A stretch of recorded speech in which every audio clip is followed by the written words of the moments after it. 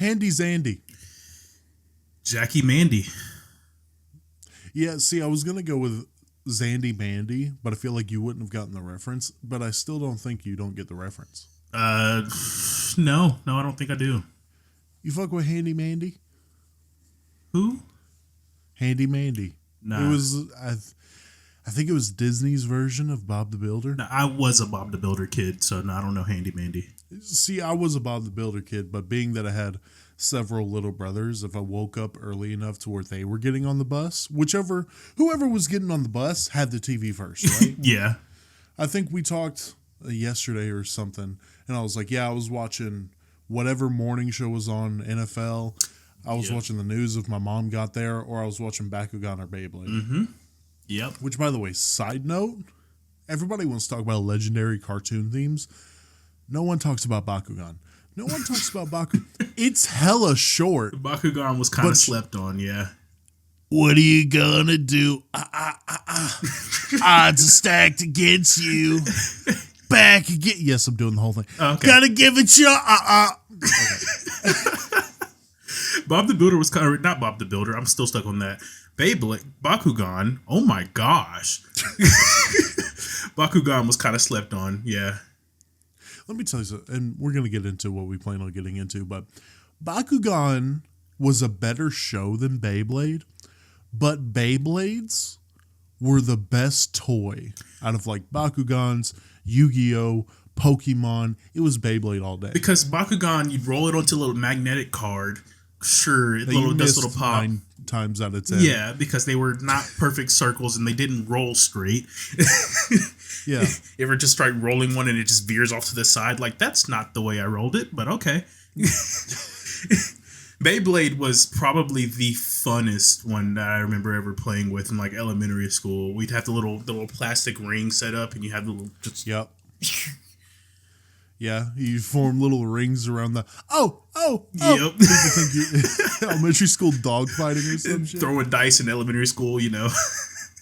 And really, you just have to look at the shows. In the Bakugan show, they have to turn into these ultra beasts fighting each other and whatever. And Beyblade did that too, but you also had these shots of just the Beyblades ramming into each other over and over again.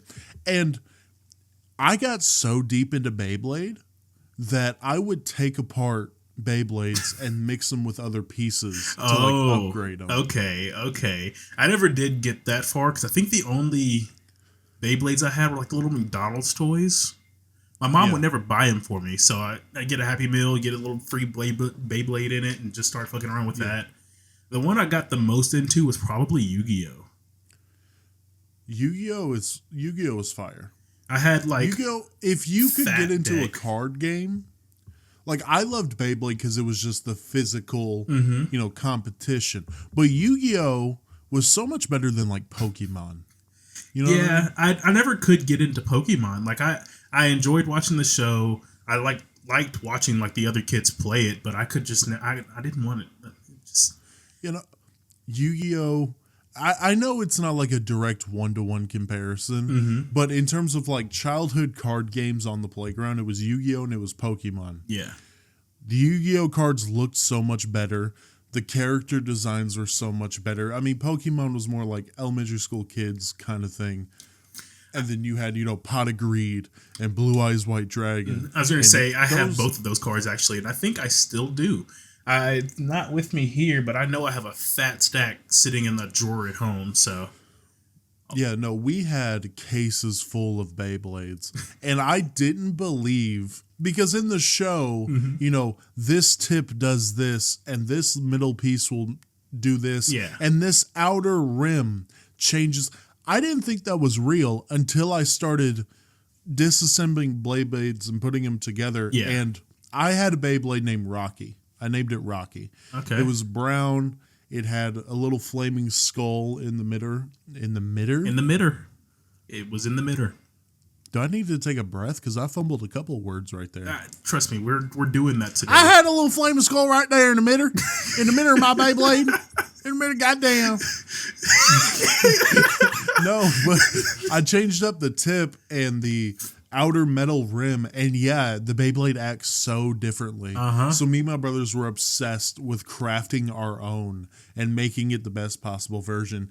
And then I think that's probably what they wanted you to do, because I mean, even in the show, they were harping on the fact that those little differences would make such a change that be powerful, be more nimble, whatever. I feel like that's what they wanted you to do. Now, I got the pure metal Beyblades. There was some plastic in it, but it was 90% metal. Oh, you got the expensive That shit ones. Hurt. That hurt.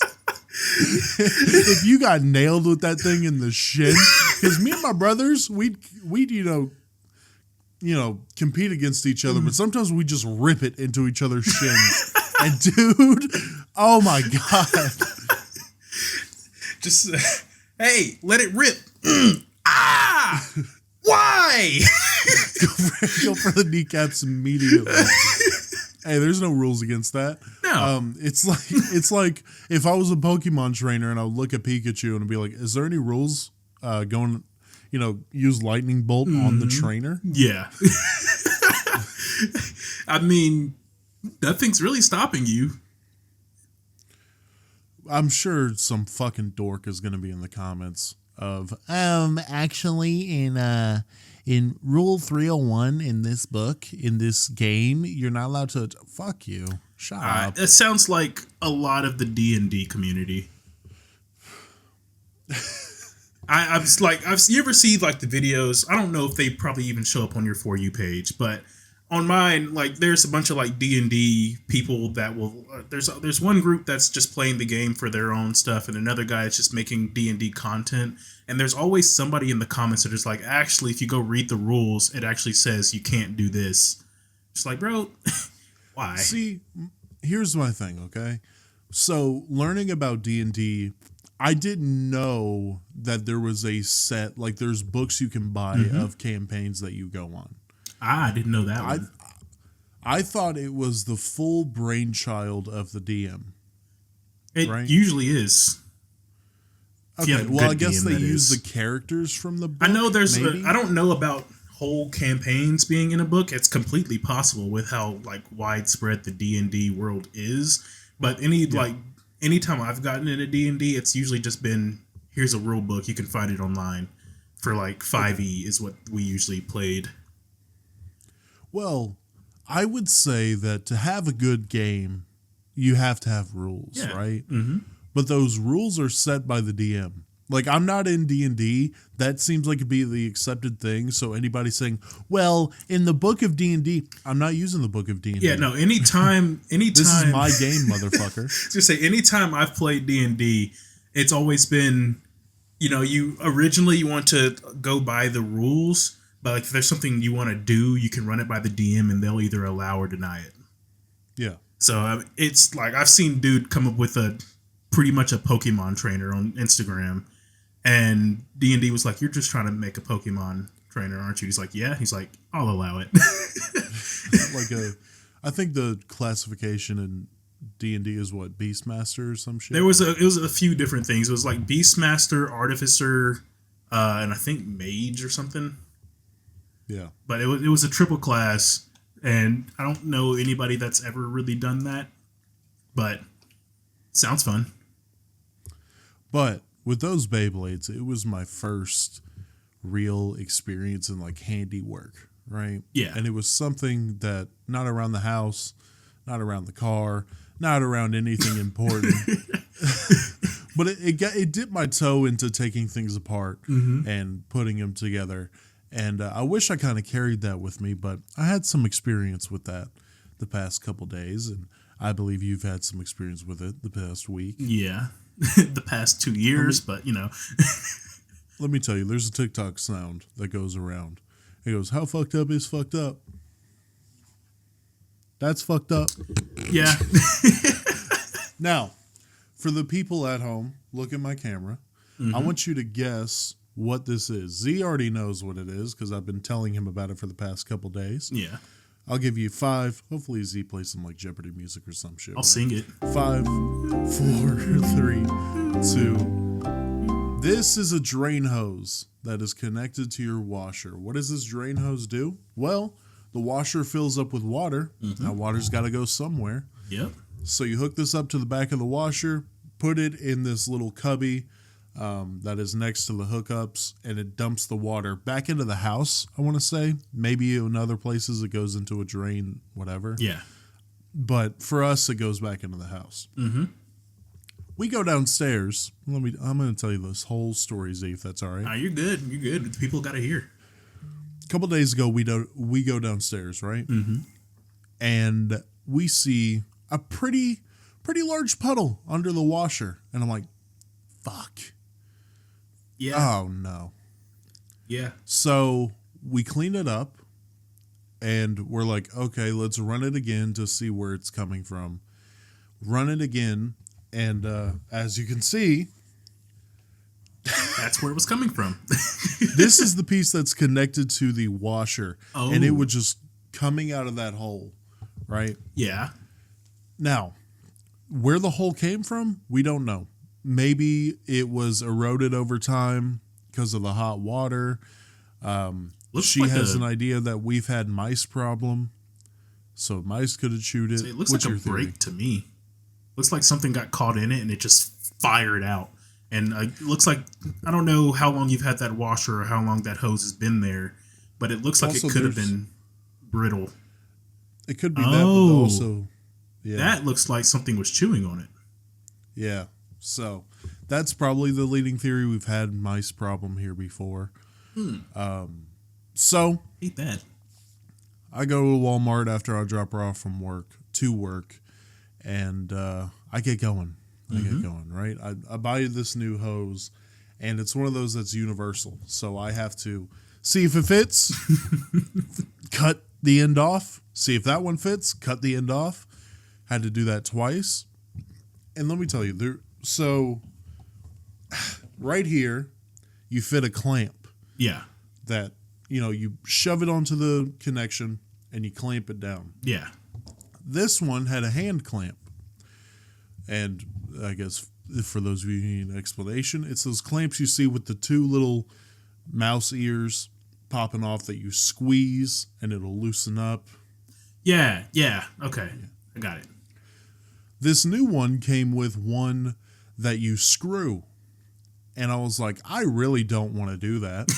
So I tried the hand clamp and it was too big. Of course it was too big. Of course, yeah. So I slip this new connection on, made sure it was nice and tight, and then I get the screw clamp on. And let me tell you, Z, I had to put this thing on and keep screwing it until it kind of tugged on the end of the connection. That took ever because I had to cut it down to pretty much the lowest connection it had because that's what my washer needed. Sounds about right. And then I had to put it on, adjust it to where I could maybe get to it, and then I had to use the little screwdriver on my keychain, and I had to do it in just increments, just twisting my wrist. I couldn't do the full 360 because the fucking washer was in the way. Yeah, sounds about right. But I get it connected. I throw the hose into the cubby and I run it. Seems like everything's working fine. I'm like, did something. Got some man points. And then today. I'd like to know what happened today. I didn't get the update on that one. And then today. So I'm in the kitchen and my lady goes downstairs to check the laundry. And we've done one or two loads at this point. But I hear downstairs, ah! Ah! Those on the pod will hear it. I don't think Z hear it. I heard the first one. And I run downstairs because she already cut her foot open today, and I thought she stepped on another thing. And I don't want to say cut her foot open. She stepped on a piece of glass and she was bleeding. Oh, okay. It was a pretty gnarly thing, but I run down there. I'm like, "Are you okay?" And she just goes, there's water everywhere. And I go in there, and yeah, half of the washing room is under an inch of water. Yeah. Oh. I'm pissed. I'm fuming, right? Uh-huh. We take a look back there, and the connection hadn't popped off, which I'm happy about. That's what I was worried about. Okay. But she told me that the hose had came out of its cubby hole. I'll explain. Okay. It came out of the cubby hole. Okay? Mm-hmm. And it is completely and utterly my fault. It is 100% my dumb ass. Okay. So, to bring up this example again, this is the part that goes in the cubby hole. Okay, audio listeners, you'd have to go watch the video on YouTube. Mm-hmm. You see how it is in a firm, like, hook shape? Yeah, it hooks in and it sits there. Yeah, it's still a little flexible, but it's got that hook shape, right? Mm-hmm. Well, with this hose, I just shoved it in there. There's a little plastic piece that you connect to it that gets it in that fixed pose for you to hook it into the cubby. And I did not put that on. So because I did not put that on, I saw it and I was like, it should be fine. I'm not about to drag the thing out. And even though it took me 2 fucking seconds to do, yeah, I take the hose out. And so what my theory is because the hose was not in a fixed hook shape, it was kind of just draped in there. The water pressure pushed it up and pushed it out, and it just fell on the ground and flooded the basement, right? Yeah. But now I put it there. It's in a firm hook position. I hooked it in there, and my lady is currently testing it. As of right now, she did a rinse out of it. That's what we were waiting for, for me to come up here. Yeah. She did a rinse, and the hose didn't move. Everything seems to be fine. But I figured that out, and I was like, the entire time, luckily, we have 2 clean towels right now. That was not about to get up half a washer room with an inch of water. Yeah. Yeah. So luckily, we have like a Swifter that we use to mop the upstairs with. But we also have a traditional mop. So for the past 30 minutes, well, I guess from like 3:50 until 4:30, I was down there mopping up all of the water and squeezing. Dude, and this mop, you push it up, lock it into place, and twist. Ah, right? Yeah. Dude, my arms are so fucking sore. But we got it all up. The washer seems to be okay. Jackie's lesson for today. If there is a piece in there, it's not just a suggestion. Yeah. It's not just a suggestion. That sounds about right. I thought you were doing that when you sent me that snap earlier. Because I thought I heard like what sounded like a bucket or something being sat down. And I was like, he's got to be pouring out water or something. And now I know.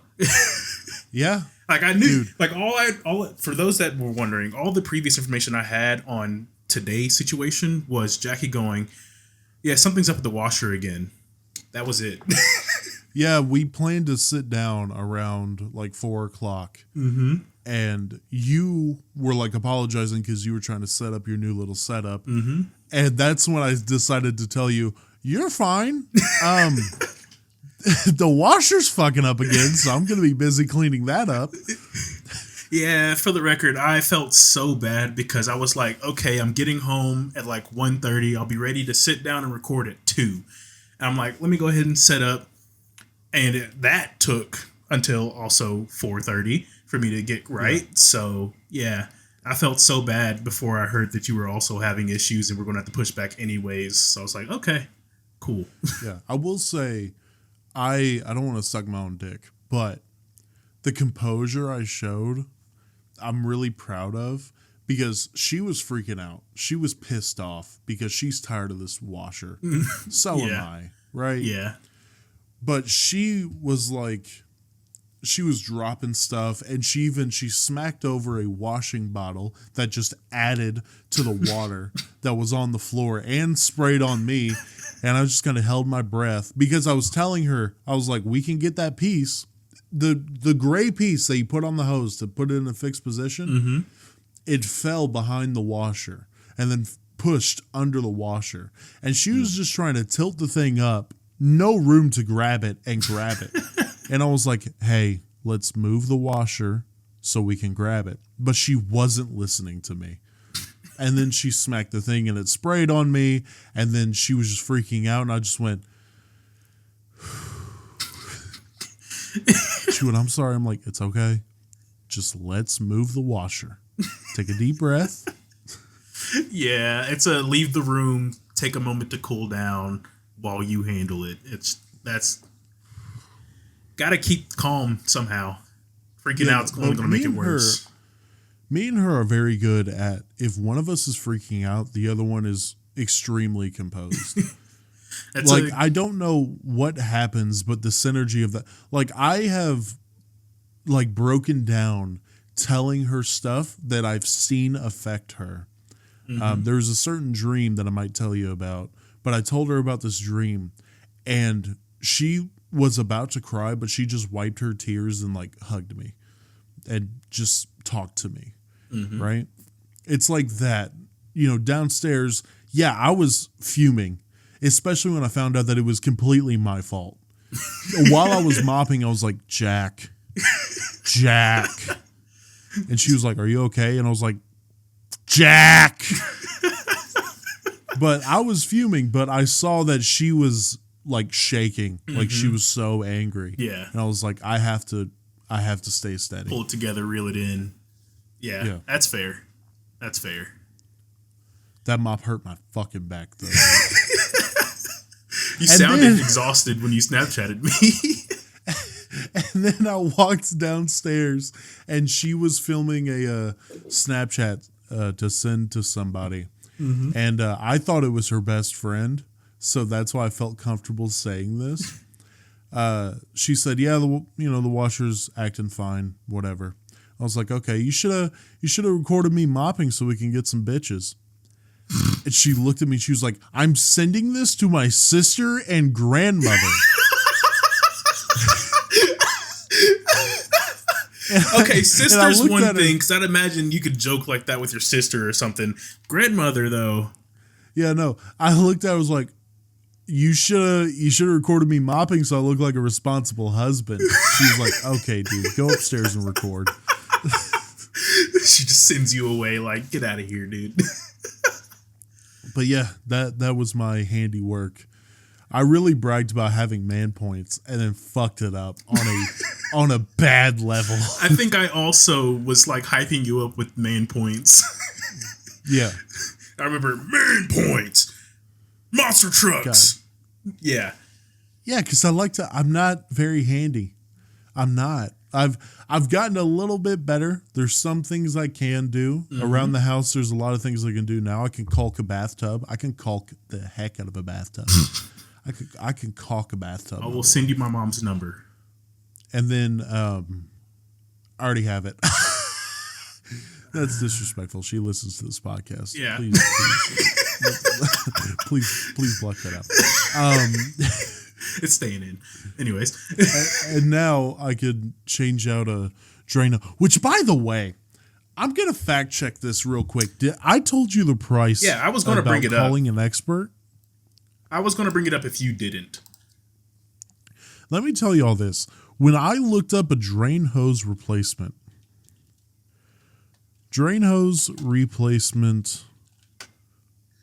washer cost. Cast? Oh, here we go. Well, this is per 30 feet, but apparently it's $375 to $900. As you may expect, the drain hose empties the water. The cost of repairs typically ranges from $140 to $280. Oh, I was off. But yeah. Yeah. And then there's 95 to 170. That is if you call someone to replace this drain hose. Ladies, gentlemen, boys and girls, and everybody in between, go get the fucking thing and do it yourself. The actual drain hose is $10 at Walmart. $10 at Walmart, and it takes you maybe 10 minutes. Yeah. And it is stupid easy. All you have to do, take the old drain hose off if it's not already off, connect the thing back on, put the little clamp on, and make sure the hose is in a fixed position, and then slip it into the cubby hole. This just goes to show that you can make bank being a plumber. Just letting y'all know. And let me make a statement, okay? Because the last time we talked about outrageous expert prices, we talked about your tie rod ends, right? Mm-hmm. And in the short I made of that story, someone was in the comments section of like, well, they have to make money. Well, you don't want them to make money. They have to. Charging $130 for a job that requires a $10 part and 10 minutes is ridiculous. So I think my example was what, $225 for an $80 part replacement? Yeah. Yeah, I just looked up the radiator. Apparently the cost ranges from $400 to $900. Uh-huh. I did it for $90. Yeah. That's part, labor, everything. The only thing I have seen in terms of justifying that cost is the price for tools, which, you know, given you buy and you want them to work themselves off, cool. Your hourly pay, which is whatever you set it to be. I think most people try to aim for like $100 to $150 an hour because that's a thing. And the parts, which sure, but what was that? What was the price again that you thrown out? $130 on the high end. Yeah, it's a little much. That's a lot of much actually for a $10 part. Something that takes 10 minutes. Abso-fucking-lutely. And let me look dead into the camera. All right. I'm all about you getting your paper. Get that bread, right? Mm-hmm. Don't rip people off. I feel like that should be a thing. Yeah. Yeah. I know in our capitalist society, ripping off people is kind of the accepted thing. Like step on people's necks to get ahead. But hey, maybe not be a dickhead. Maybe not take advantage of someone who just doesn't know how to do something. That's so fucking scummy. And just to mask it with, well, I got to make money. Well, don't rip me off. I want to take that. Give me a fair deal. I want to take your statement and apply it to the ink cartridge companies. Because those cost less than $1 to manufacture, and yet they charge you $60. Are you fucking kidding? Oh yeah. Oh yeah. I've seen ink cartridges go damn near $100 an hour or $100. And I'm just like, dude, what? Dude, have you heard about the diamond shit? The fact that colorless diamonds are practically worthless. Well, I'm thinking of the story of there's a company who has hoarded pretty much every diamond in existence. And because they control the supply of it, they control how much they can charge for it. That's why diamonds are so fucking expensive. Nice. I'm assuming they're not a U.S. company. Maybe. I vaguely know the story. I don't know. I'll look into it and come back on the podcast next week. Said the U.S. is cracking down on monopolies, and I know like one big company just got hit pretty hard. Oh, Google got hit really hard. I just saw a trial of the Visa and MasterCard people. Did you see that? No. Visa and MasterCard together, how much debt do you think is owed to them? Too much for me to fucking count. $1.7 trillion. It's less than I thought. Really? Yeah. But they control 80% of the market when it comes to credit cards. 80% of the market. Sounds about right. And now every small business has to use them because everybody in America has a Visa or MasterCard. It's rare that you don't, because if you don't, you can't shop a lot of places because they don't accept that. I don't even card. think like the card itself isn't even like branded like Visa. I mean, it's branded, of course, but I'm not going to show this on camera. But looking at my debit card here, like it's got like the bank's information and stuff on it, but of course then you see Visa on the bottom corner. Yeah. And I guess it's with every card I have. Oh my gosh, how many? Oh, here's a MasterCard.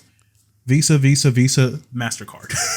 Most of my cards are MasterCards. So yeah, I mean, it's something. Like I was saying, like Google got hit with a lawsuit, and they might be forced to sell Chrome, or they will have a ban put on their like exclusivity deals. There's a lore dump I have to give you that is in relation to monopolies, and it's about the XFL versus the NFL. Okay. Did you hear how that court case went down? I didn't know that was a court case that happened. Yeah, so the XFL, they were spring ball, right? And they were perfectly fine in the spring. Mm-hmm. And then Donald Trump bought the New York Generals and said, you know what? I want to go head to head with the NFL. And the XFL was like, please don't. And the NFL was like, don't try it. But Donald Trump has always wanted to own an NFL team. But Pete Rozelle, the commissioner of the NFL, I think the first one in the Super Bowl era, mm-hmm. He said, as long as I am breathing and as long as my family has something to do with the NFL, Donald Trump will never touch this league. Never touch it. He hated Donald Trump. I mean, but the XFL sued the NFL, claiming it had a monopoly on football, right? And I would have to give all the specific details. I did a podcast episode on this on Sports Tales. You may be able to find it. I'm not sure if you'll be able to find it. Don't look it up, though. It's horrible quality. It was recorded on my phone on a voice memo.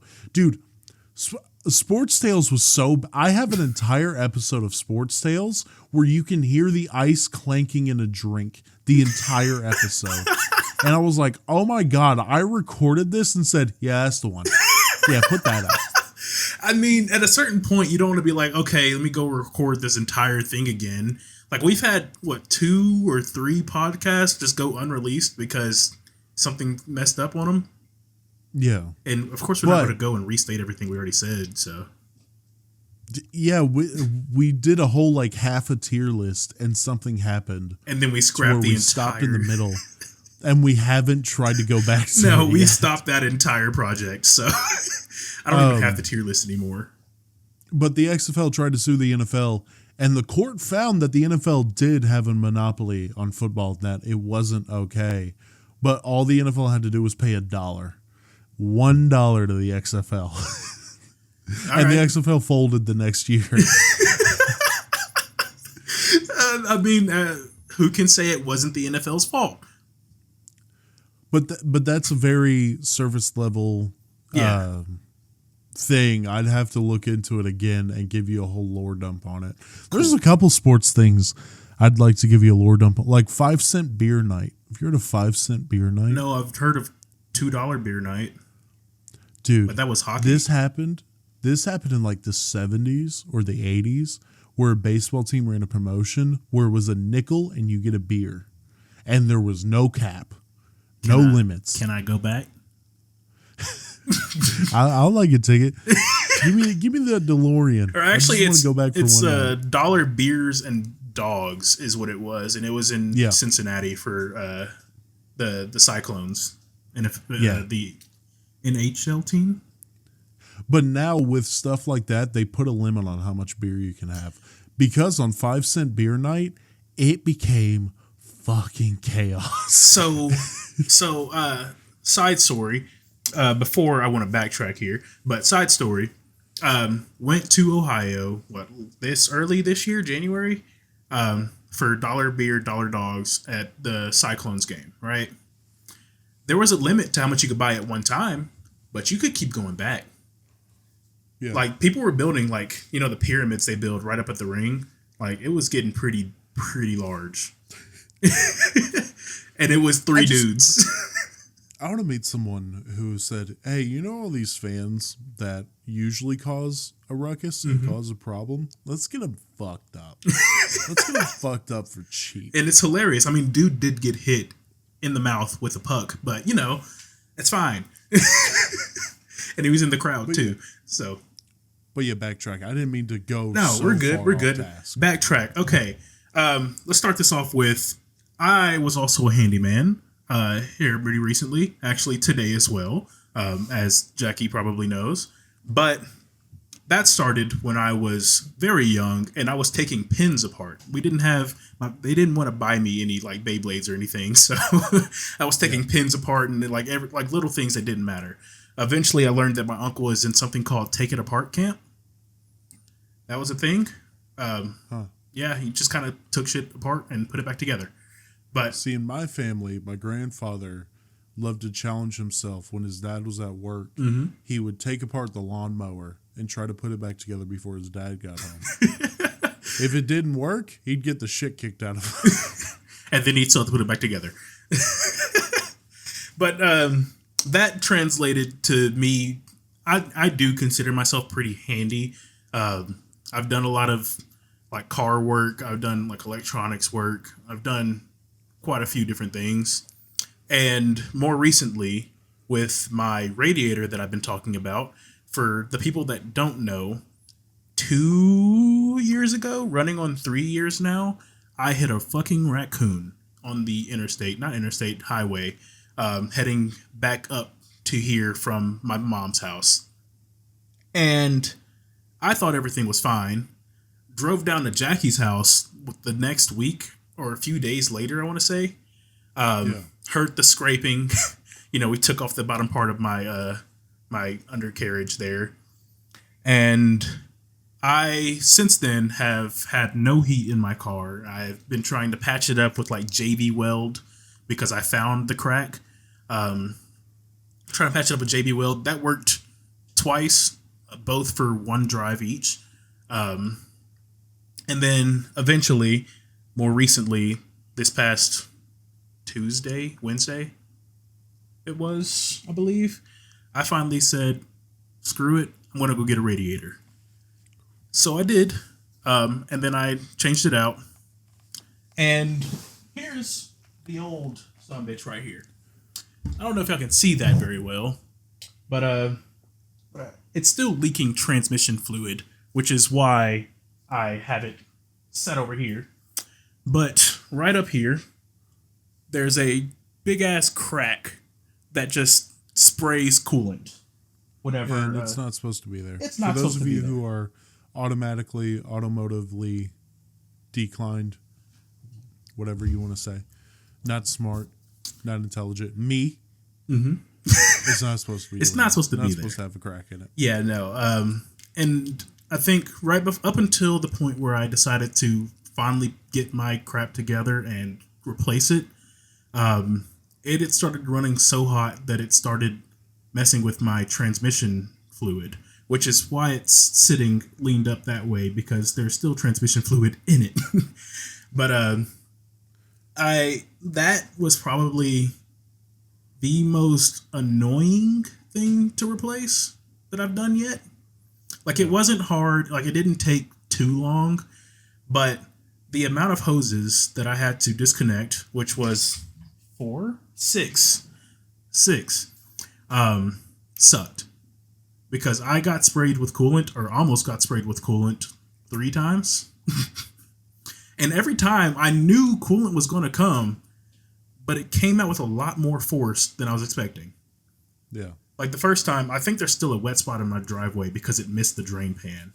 First time, cool, I got it mostly. Second time, I was really confused as to why there was still coolant in it, because I was fairly certain I had drained all of it. Did not. The third time was the transmission fluid, which just came out as a slow, like, dribble. So, yeah. But the recommended way to put in the new one was to either get Teflon tape, I think that's what it's called, or new clamps. I said screw both of those, and I'm running with my old clamps because new clamps I would have had to find the sizes for, and I wasn't trying to do that, and I didn't have Teflon tape, so I just went ahead with my old clamps and was praying that it worked, and it did eventually. But then we're on to today's antics here. So Jackie had a washer mishap. I got a new monitor for my computer. You can probably see the reflection here in the TV, but it's a big monitor, and it also has a big cord because it wouldn't fit into my graphics card. I pretty much told all of this to Jackie, so we're going to go back over it though. I had to drive to Walmart, see if I could find a new DisplayPort cord, saw that they were the exact same size, came back home, and took my computer apart because I had to remove my graphics card so I could get to the bracket that was blocking me and bend it. I almost ended up without a motherboard is what happened. Started lifting my graphics card out and forgot about a little clip that was holding it into the PCIe slot. For those that don't know what that is, don't worry about it. Just it's what the graphics card plugs into on the motherboard. Too much to explain right now. Yeah, pretty much. So I started lifting it out, and it started coming, and then it stopped, and I was just like, what happened? I unscrewed it, found a little clip, said, cool, didn't get too much into it. Bent it in, plugged it in, everything on, working. Except for the fact that my now main monitor was showing like there was interference or something. And this is where I did absolutely nothing to fix it because plugged it into a different port, went black for like 5 minutes, and then it just popped on.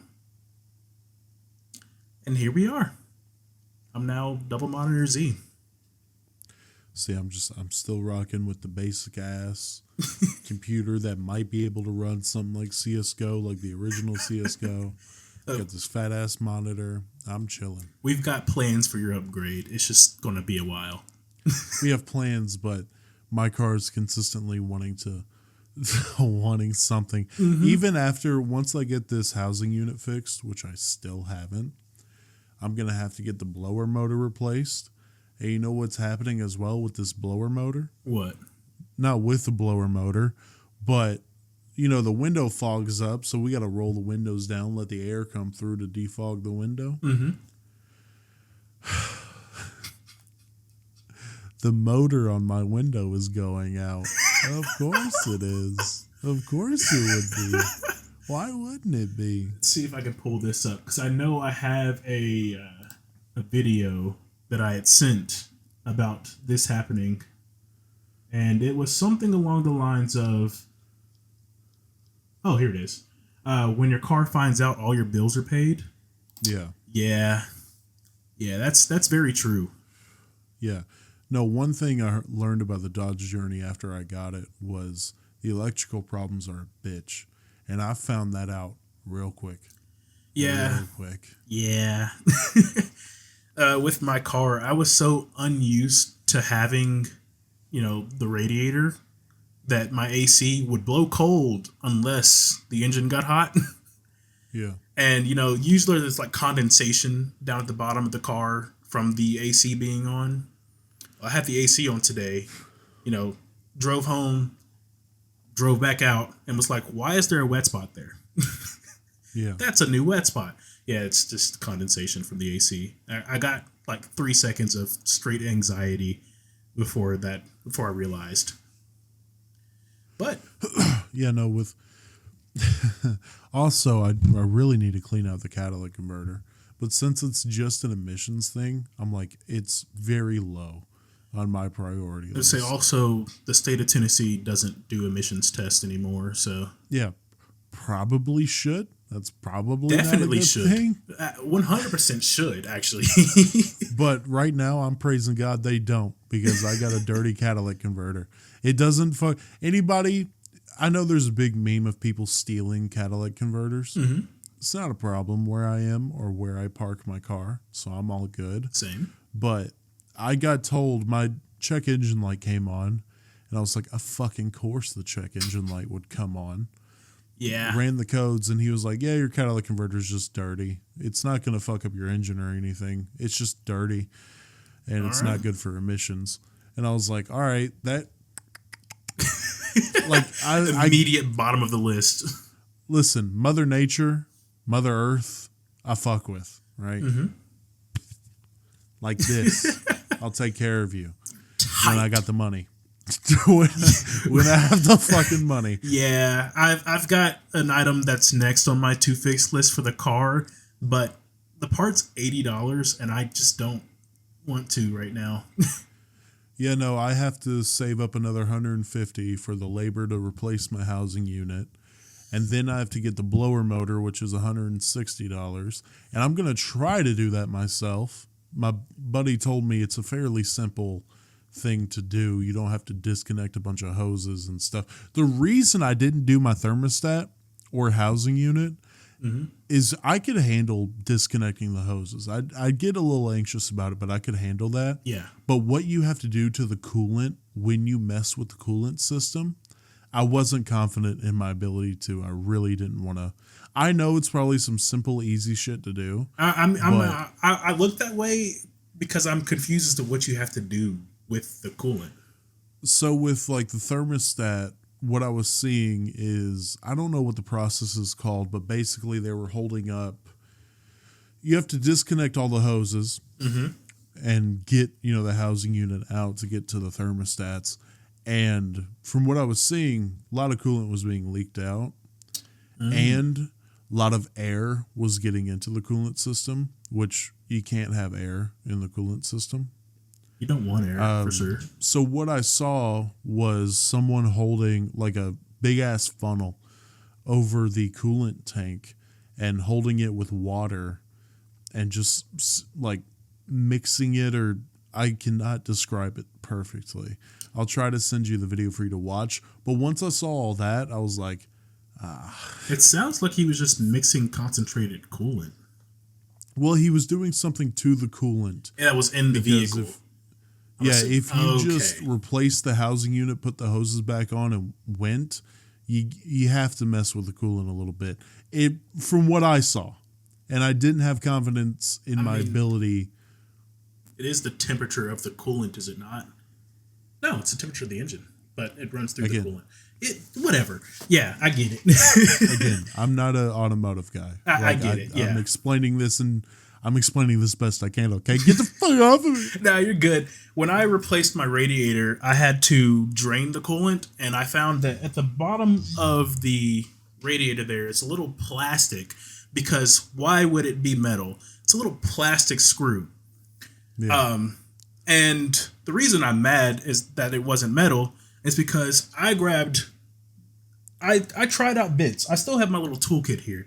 I tried out little like screwdriver bits, found the one that fit, and was going slow because I knew it was plastic when I saw it. Still stripped that bitch. Yeah. To the point where I had to pretty much force it out so I could drain the coolant. And I'm just like, that screw's fucked. I'm not putting that back in. The new one came with another screw, so really happy about that. See, growing up, I didn't learn. I didn't learn a lot of stuff about like taking care of the house or taking care of the car in terms of like handiwork, fixing stuff. I learned how to patch a hole in the wall because I kept putting holes in a wall because of my anger problems. I would just look at a wall and punch it. It's that wall today. Learned how to patch a hole in the wall. I learned that if your toilet isn't flushing correctly, first thing you should do is probably look in the back to see if it refilled with water. Not flushing correctly if it's not refilling, or if it keeps running. The first thing you should do is pop off the top of the back and see if it's filled with water. Yeah. So I know basic stuff about the toilet. I know basic stuff about the car. I know a lot of basic stuff. But if you were to like pop a hood open and be like, it's making this noise. So it sounds like a cat being grabbed by the tail and thrown into a wood chipper. What is that? I'd be like, it's something. Let me tell you. I have gained all of my car knowledge from YouTube tutorials because YouTube, while you can't trust everything, you can't follow everything you see on YouTube. There are some pretty good like tutorials and how-tos on how to do stuff. And there's this one channel that's been keeping that car alive at this point. I'm going to shout them out. 1A Auto. Those guys, they had what I need. So that's all I needed. You got what I need. Oh. It's cutting me out. Yeah. It's cutting. Because I say you got what I need. Those dudes, they really helped me the hell out. That's how I learned how to do my tie rod ends. Of course, I learned the radiator. Anything else, I pretty much learned from my family mechanic. See, my issue, or the issue I really have, is I know I could do stuff like that. I've replaced things in the car. Mm-hmm. I've fixed stuff in the house. The issue I have is always getting over the anxiety of it. The anxiety of it and my procrastination. You know that's my issue too. Like we've talked about that. Yeah, the procrastination, definitely. We can get into that. But the anxiety you have of like, I'm so scared to screw it up. Like, I'm so scared that when I'm fixing something, I can just break it even more that I don't even try. And let me tell y'all something. It is possible you can do that. It for sure is possible. But 99% of the time, if you put the YouTube video on, you follow step by step, maybe rewatch the step a couple times, you're going to be fine. It took me, I was sitting on that radiator for a week? 2 weeks, I think. The first week, I didn't do it because of the anxiety. It's just like, that's the biggest project I have ever done on that car. So I'm scared to screw it up. The next week after that, procrastination and bad weather. Mostly procrastination. And then literally this past week, bad weather, said I have to do it or else I'm not going to be able to drive anywhere and I have to get to work somehow. Yeah. So did it and followed the tutorial. Probably the tutorial was 9 minutes long. Took me 45 minutes to finish and make sure it was running. Yeah. So, I mean, while it's a little bit of a time investment, it's better than sitting around waiting and paying somebody $300 to do it. Yeah. So, I'm fine with that. My procrastination, I would love to say that it has gotten a lot better. I think it has gotten a little better. But I'll still, like, I should probably... We decorated the living room for Christmas. I showed you the videos. Yeah. But the boxes of stuff, because we took down all our decorations and just put it in the box and we're just going to put that up whenever. Mm-hmm. All those boxes were just sitting in the living room for a week. And I was like, I got to take them back downstairs and put them in the closet. I'll do it later. I'll do it later. It's so... And, dude, the payoff of it, I wish I could just... Because I moved all those boxes downstairs and put them in the closet, walked back upstairs, and I'm like, man, the living room feels so much better. Like, it feels so much better. Yeah, I mean, I've had that issue with, like, cleaning off my desk. It's looked like crap for as long as I've had it. And like every time I clean it, I like pull like the few stray stuff that it's like absolutely just straight up trash and then leave everything else on here. And I've got like probably a whole like random drawer full of shit sitting on this desk.